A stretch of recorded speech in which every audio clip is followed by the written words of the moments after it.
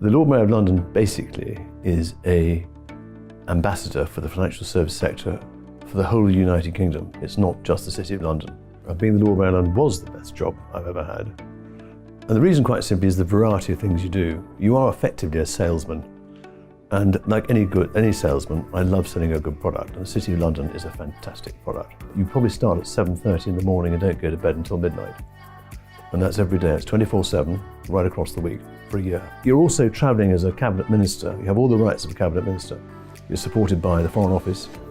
And so when you go abroad, you're actually going in right at the top, at presidential level. You are dealing with everything from charities, inclusion, disabilities, gender, age, right the way through to very sophisticated products coming out of big banks. So the breadth of knowledge you need is quite broad, but equally it's very exciting. 95% of companies in this country are small companies, and they've got to raise capital somewhere. And the banking system doesn't actually allow them to raise the money they necessarily need to.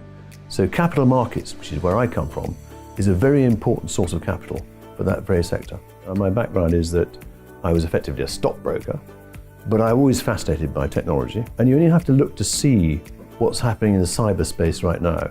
And it might be blockchain, it might be cryptocurrencies, it might be very sophisticated swaps. You've got to be on top of the subject, particularly if you're promoting what we're good at in this country.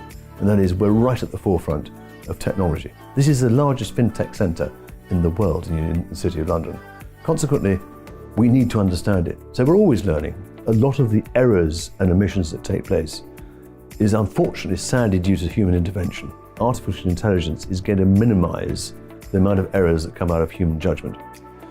It's about using what AI is good at and developing one's thinking processes to maximise the contribution that AI can do. AI is just but another move in the Industrial Revolution. We've always adapted, and we will adapt. Anything to do with a blockchain process and anything to do with artificial intelligence, these are all things where young people should be up to the speed.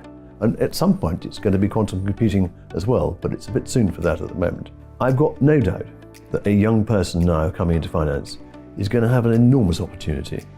Not least of all because it's become an unfashionable sector.